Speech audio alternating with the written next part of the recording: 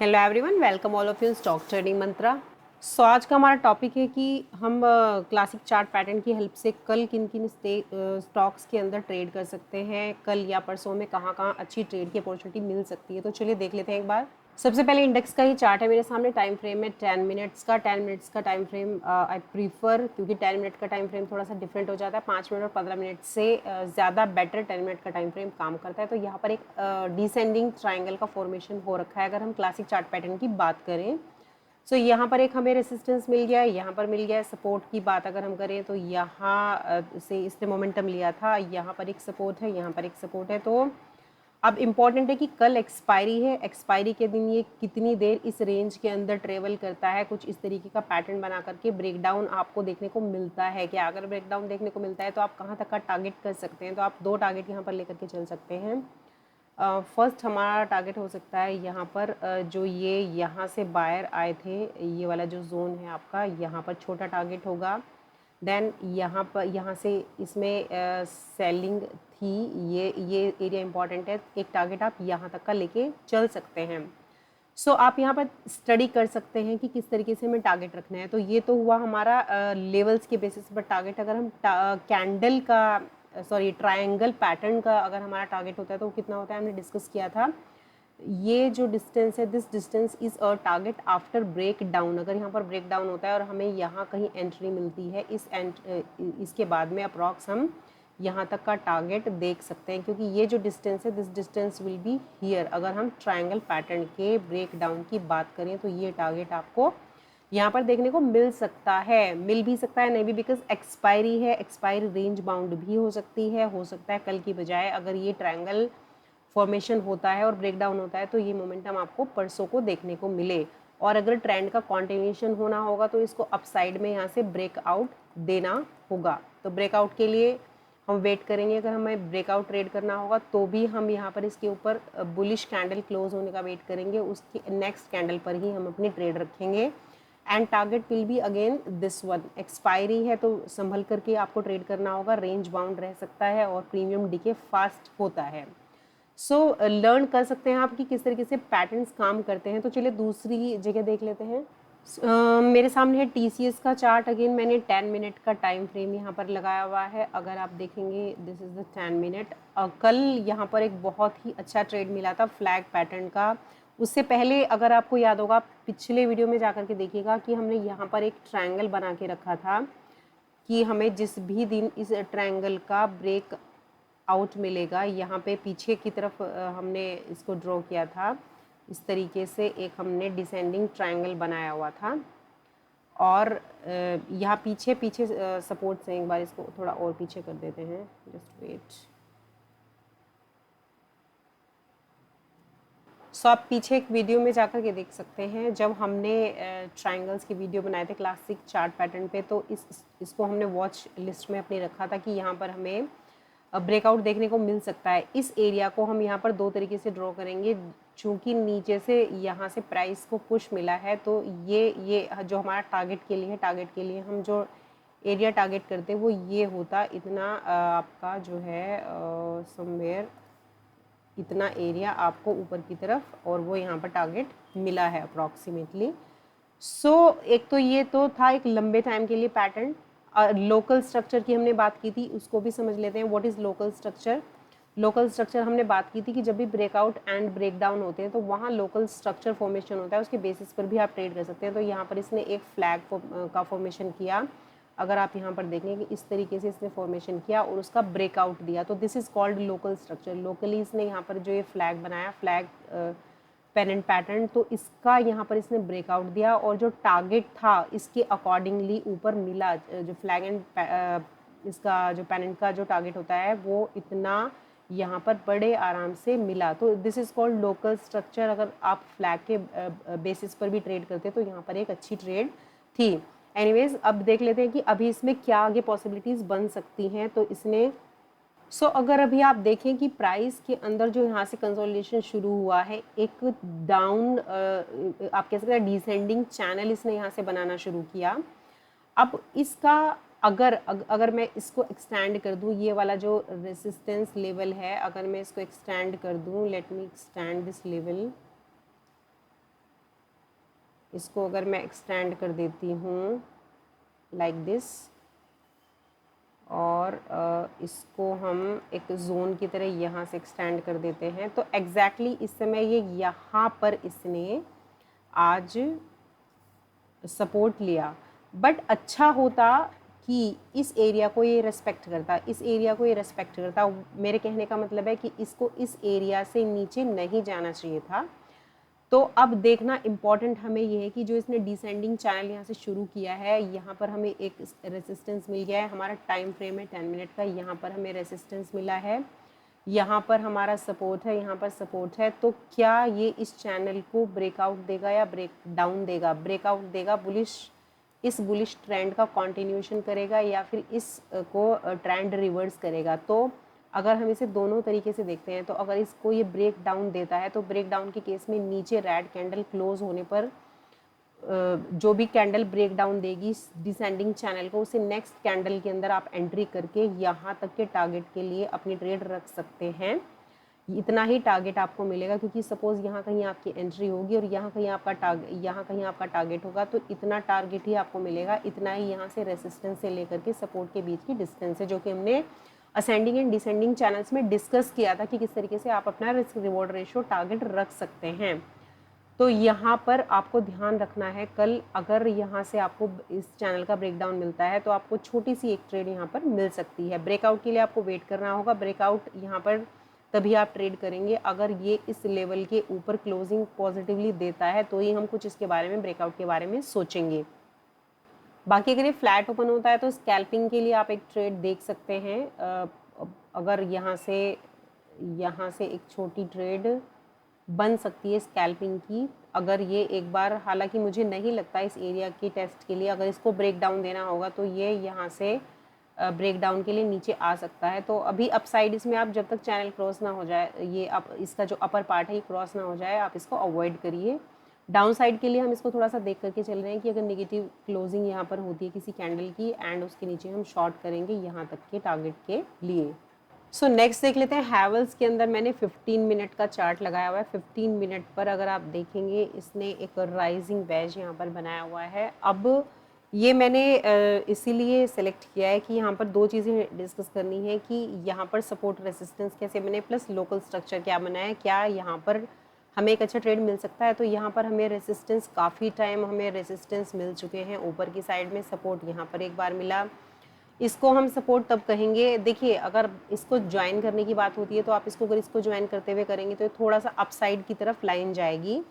सो आप इसको ज्वाइन करते हुए भी यहाँ से इसको कनेक्ट करते हुए ऊपर की तरफ जा सकते हैं इसको बनाते हुए। तो अब बात आती है कि क्या इसका जो है ब्रेक डाउन, क्या आज हमें ट्रेड करने को मिल सकता था? यस, मिल सकता था। इसने यहाँ पर अगर आप देखें काफ़ी टाइम कंसोलिडेट किया इस एरिया को। अगर आप ध्यान से देखो इसने क्या स्ट्रक्चर बनाया, इसने यहाँ पर देखो इसने बनाया हेड एंड शोल्डर बनाया, और अगर मैं इसको इस तरीके से कहूँ, इसने इसका ब्रेक डाउन भी दे दिया।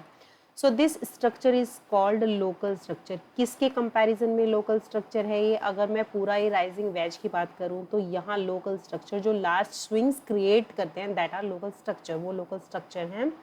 उनको अगर हम ट्रेड करें, एक व्यूवर ने हमारे पूछा था कि अगर हमें दो पैटर्न दिखते हैं किसी भी चार्ट के अंदर तो हम कैसे सेलेक्ट करेंगे? देखिए, जब भी हमें एक चार्ट में हमें कई सारे पैटर्न्स दिख सकते हैं। इट डिपेंड्स कि आप उसको कितने टाइम फ्रेम पर, कितनी लेंथ के लिए ड्रॉ कर रहे हैं। फॉर एग्जांपल, अगर आपने ये वेज बनाया है तो अगर आप इसको वेज की तरह ट्रेड करते हैं तो आपके टारगेट डिफरेंट होंगे। लेकिन अगर आप एक लोकल स्ट्रक्चर को ट्रेड कर रहे हैं, इस हेड एंड शोल्डर को ट्रेड कर रहे हैं, तो आपका यहाँ पर स्टॉप लॉस जो है यहाँ इस वाले शोल्डर के ऊपर एसएल रहेगा, और आपका जो टारगेट है, इसकी जो डेप्थ है वो आप अपना टारगेट कर सकते हैं अप्रॉक्स यहाँ नीचे की साइड में, यहाँ आपका कहीं टारगेट हो सकता है। लेकिन अगर आप वेज के बेसिस पर करेंगे तो वेज का जितना ओपनिंग होता है उतना हम टारगेट लेके चल सकते हैं। लेकिन अगर multiple time support, multiple time resistance है यहाँ पर, तो आप वो इंट्राडे में हो सकता है वो टारगेट ना मिले, उसके लिए आपको इस ट्रेड को होल्ड करना पड़े। BTST एंड पोजिशनल, इस तरीके से आपको इसको ले करके चलना पड़े। तो इसको हमें कल अपनी वॉच लिस्ट में क्यों रखना है? क्योंकि यहाँ पर इसने, देखो लोकल स्ट्रक्चर की अगर हम बात करें, फिर इसने यहाँ पर ब्रेक डाउन के समय पे एम पैटर्न बनाया। एम पैटर्न डबल टॉप बनाया, एम पैटर्न का टारगेट ये दे चुका है। एम पैटर्न का टारगेट कितना होता है, जितना ये डिस्टेंस होती है, दिस डिस्टेंस इन दोनों पीक से लेकर के नेक तक की जो डिस्टेंस होती है उतना ही नीचे हमारा टारगेट होता है। वो टारगेट यहाँ पर अचीव हो चुका है। तो ब्रेक डाउन के समय इसने एम पैटर्न बनाया, डबल टॉप पैटर्न बनाया, उसका हमें मिल चुका है टारगेट। फिर अगर आप इस हेड एंड शोल्डर को ट्रेड करते हैं तो उसके टारगेट के लिए आपको यहाँ तक थोड़ा सा आप देख सकते हैं, इसका आपको जो है टारगेट मिल जाएगा। अगर आप इसको आगे देखें तो यहाँ से यहीं से एक बाइंग जोन है, तो यहाँ इसको एक्सटेंड करके यहाँ तक के टारगेट आपको कल एज पर मी दिख सकते हैं। थोड़ा सा यहाँ पे कंसोलिडेशन है तो थोड़ा रुक रुक करके आ सकता है, आने को सीधा भी आ जाए बट थोड़ा रुक करके आ सकता है। ये सारी चीज़ें वो हैं जो हमें टेक्निकली चार्ट पर दिखती हैं। ज़रूरी नहीं है कि ऐसा हो, टेक्निकली जो चीज़ें होती हैं वो 60% करेक्ट जाती हैं, बाकी 40% मार्केट इमोशंस एंड आपके अपने इमोशंस होते हैं जो ट्रेड को ड्राइव करते हैं। आपका अपना कॉन्फिडेंस होता है ट्रेड के अंदर, वो सारी चीज़ें जो है एक ट्रेड को सक्सेसफुल बनाती हैं। पॉजिटिव मोमेंटम के लिए आने वाले 1 या 2 दिन में तो मुझे नहीं लगता, क्योंकि इसने इसका ब्रेकडाउन दिया है और यहाँ पर ब्रेकडाउन देने के बाद में अगर ये और नीचे इसको कंटिन्यू करता है तो छोटा टारगेट फर्स्ट यहाँ पे, सेकंड टारगेट यहाँ पे कहीं इस तरीके से एक्सटेंड करके आप बुक कर सकते हैं सेल साइड में। नेक्स्ट स्टॉक है मेरे सामने हिंदुस्तान यूनिलीवर का, टाइम फ्रेम है डे। पोजिशनल ट्रेड के लिए मैंने इसको पिक किया है। अगर इसमें दो चीज़ें, हम एक लोकल रेसिस्टेंस देखेंगे। लोकल रेसिस्टेंस यहाँ एक शूटिंग स्टार बना था जिसके बाद में इसने इस चैनल को एज ए रेसिस्टेंस यहाँ पर फेस किया और यहाँ नीचे तक गया था। इसको आप एक्सटेंड करेंगे, एग्जैक्टली वहीं पर ये स्टॉक इस समय है। और इस एरिया को अगर आप एक्सटेंड करते हैं, this area, let me extend this area, so यहाँ इसका ये जो जोन है ये रेसिस्टेंस जोन है। यहाँ से इसको रेसिस्टेंस मिला था लास्ट टाइम एंड इसको अगर ये यहाँ तक हिट कर जाता है और इसके ऊपर ये पॉजिटिव क्लोजिंग देता है तो ही हम इसमें कुछ पॉजिटिव सोचेंगे। चैनल के ऊपर ये पॉजिटिव क्लोजिंग दे, ब्रेकआउट दे, चैनल के बाहर कैंडल क्लोज हो, उसके ऊपर वाली कैंडल पे हम जाकर के पॉजिटिव ट्रेड का प्लान कर सकते हैं। अदरवाइज अगर इसको यहाँ से रेजिस्टेंस मिलता है तो इस एरिया को ये अगर रेजिस्टेंस की तरह लेता है इस एरिया को, तो हम यहाँ से सेल साइड के लिए प्लान कर सकते हैं। जो हमारा टारगेट होगा वो इससे थोड़ा पहले, हम चूँकि ये चैनल है इसको एक्सटेंड करेंगे तो यहाँ कहीं टारगेट, हम इतने टारगेट के लिए यहाँ पर हम अगर सेल करते हैं तो इतने टारगेट के लिए हम सेल साइड के लिए रह सकते हैं। तो यहाँ पर अगर पोजिशनल ट्रेड आप बाय साइड देखेंगे तो कम से कम ये एरिया क्रॉस हो जाने दीजिए, तभी आप इसके ऊपर अगर बढ़िया बुलिश कैंडल क्लोज हो तभी हम यहाँ पर बाय साइड के लिए प्लान करेंगे। सेल साइड के लिए अगर इस चैनल को एज ए रेजिस्टेंस ये यहाँ पर फील करता है तो यहाँ पर सेल अगर आप करेंगे तो जहाँ से आप सेल करेंगे उस कैंडल के ऊपर इसका स्टॉप लॉस रखेंगे, या आप यूँ कह लीजिए इस एरिया के ऊपर आप एसएल रखेंगे और यहाँ से सेल करके और कहीं यहाँ तक के टारगेट के लिए आप इसमें पोजीशन अपनी देख सकते हैं। कल एक्सपायरी है तो एक्सपायरी है और ये इंडेक्स का हैवी वेट है तो कॉशियसली इसमें आप ट्रेड करेंगे ध्यान दे करके, क्योंकि इसका जो RSI है वो सुपर मोमेंटम एरिया में ऊपर गया है तो ये इस तरीके के मोमेंटम के लिए एक बार आ सकता है, देन इस तरह का मोमेंटम आपको देखने को मिल सकता है। तो इसको हम अपनी वॉच लिस्ट में रखेंगे। अगर इस पे आने वाले टाइम में हमें कुछ अच्छा ब्रेकआउट टाइप का और अच्छा ट्रेड मिलता है तो हम इसको ज़रूर वापस से कवर करेंगे।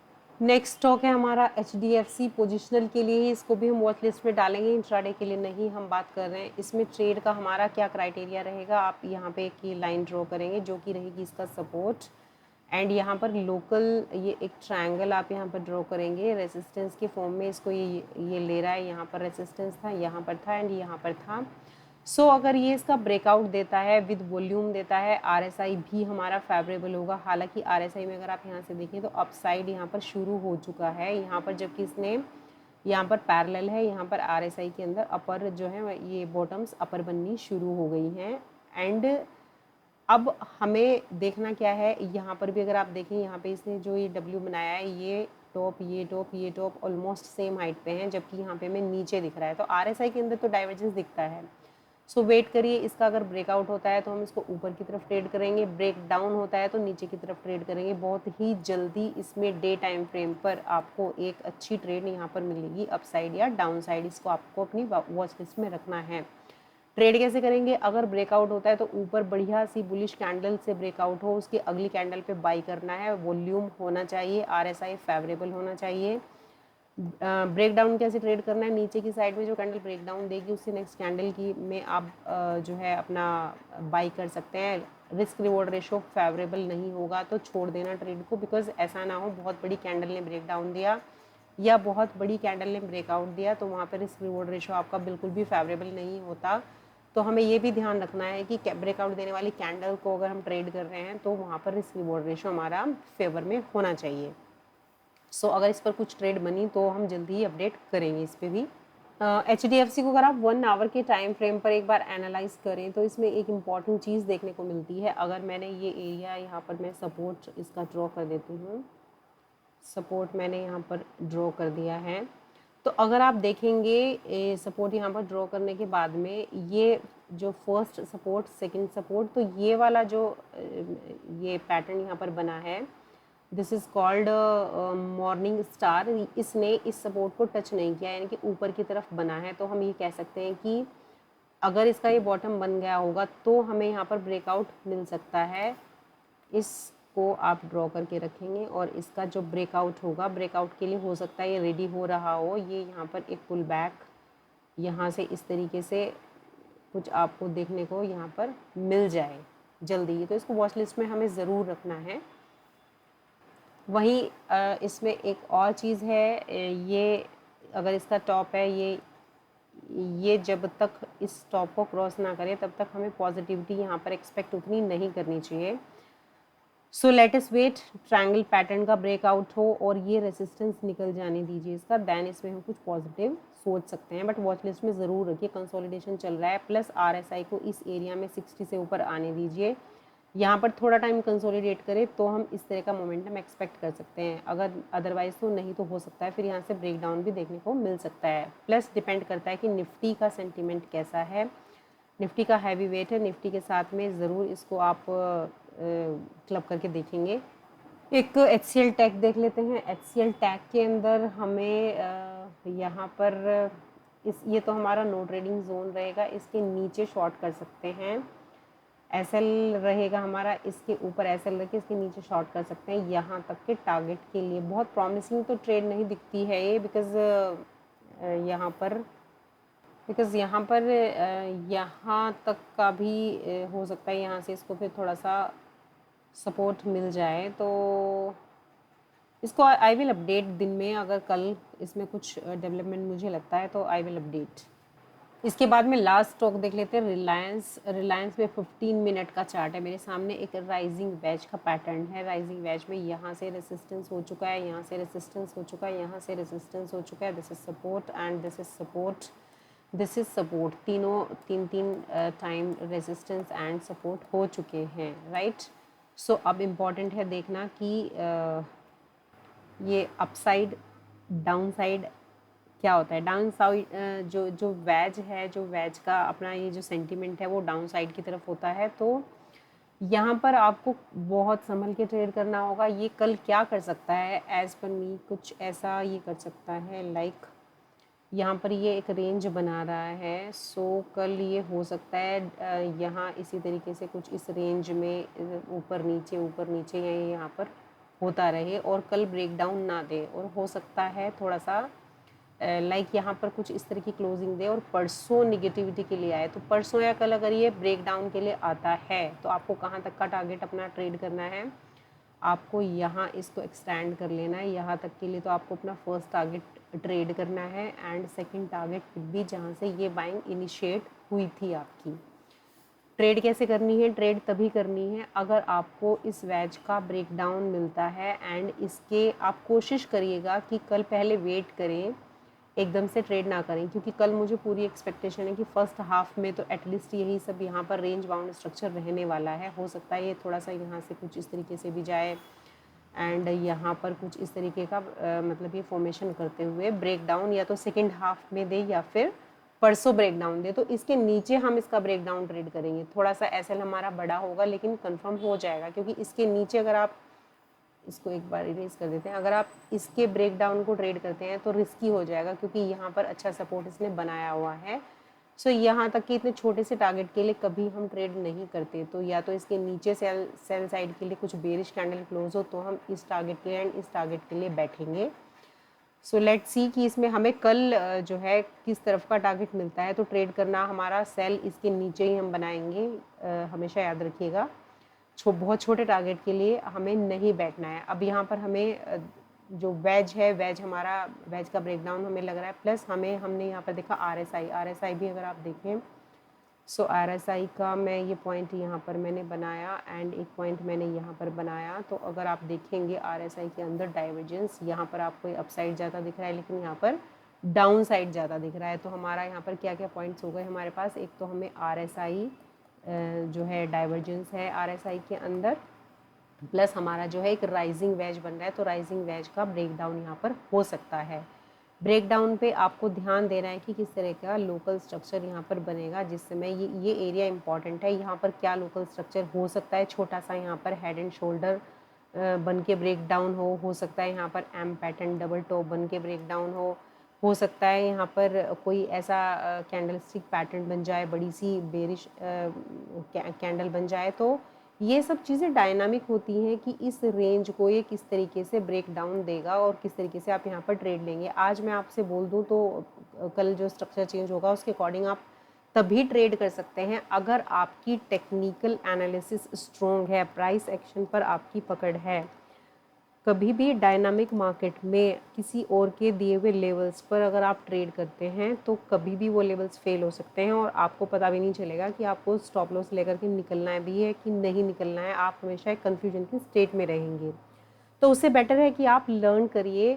देखिए, कभी भी आप किसी भी समय पर उठा करके देख लेंगे तो किसी ना किसी स्टॉक के अंदर कोई ना कोई चार्ट पैटर्न ज़रूर बन रहा होगा। हो सकता है डिसेंडिंग ट्रायंगल बन रहा हो सकता है असेंडिंग ट्रायंगल बन रहा हो सकता है सिमेट्रिकल बन रहा हो सकता है हेड एंड शोल्डर बना हुआ हो सकता है फ्लैग बना हुआ हो, फ्लैग एंड पेनेंट पैटर्न बना हुआ हो सकता है चैनल्स बने हुए हों। तो ज़रूरी नहीं है कि एक ही स्टॉक आपको देखना है। हो सकता है आपने 10 स्टॉक देखे, 10 स्टॉक में से आपको 4 स्टॉक्स के अंदर प्रॉमिसिंग पैटर्न्स नज़र आए, उन 4 स्टॉक्स के अंदर आपको प्रॉमिसिंग पैटर्न नज़र आया और 4 में से मान लीजिए आपने 3 स्टॉक के अंदर ट्रेड दी, उनमें से भी आपने जिसमें ज़्यादा प्रॉमिसिंग आपको लगी, तो 3 में से अगर आपकी 2 ट्रेड भी विनिंग ट्रेड हैं और एक में आपका एसएल हिट हो जाता है तो भी आप ओवरऑल प्रॉफिट में रहते हैं। क्योंकि जब भी आप क्लासिक चार्ट पैटर्न के बेसिस पर ट्रेड करते हैं तो जनरली एडवाइजेबल है 1:1.5 1:2 का रिस्क रिवॉर्ड रेशो पे आप ट्रेड करें।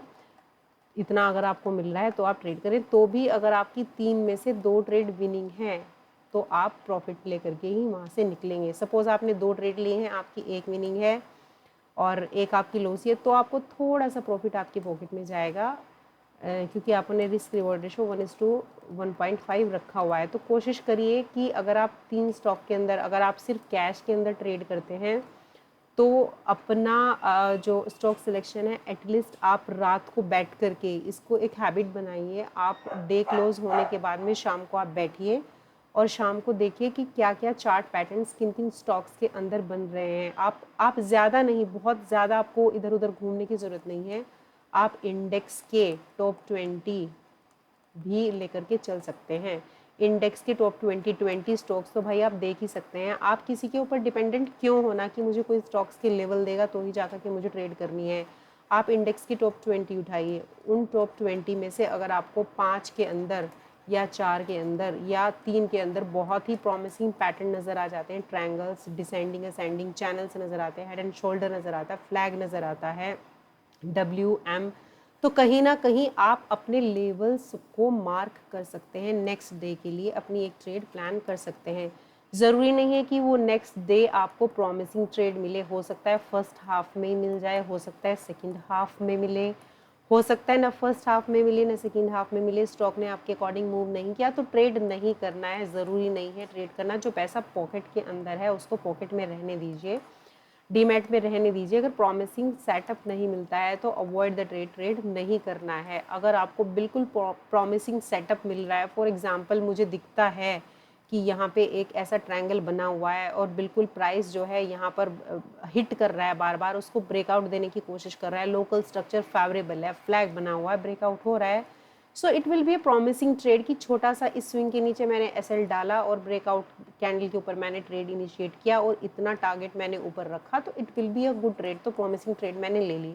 लेकिन अगर आपको डाइसी है, आप कहीं बीच में है रेंज के, फॉर एग्जांपल ये मैंने एक सिमेट्रिक ट्रायंगल बनाया, आपको एग्जांपल देकर के क्लियर करने की कोशिश करूँ। एक सिमेट्रिकल ट्रायंगल बनाया, प्राइस का मूवमेंट कहीं यहाँ पर है, इस पॉइंट पर you can not decide where you have to go. यहाँ पर आप ट्रेड लेकर के क्या करोगे, किस बेस पे आप ट्रेड लोगे, आपको पता नहीं ऊपर जाना है नीचे जाना है।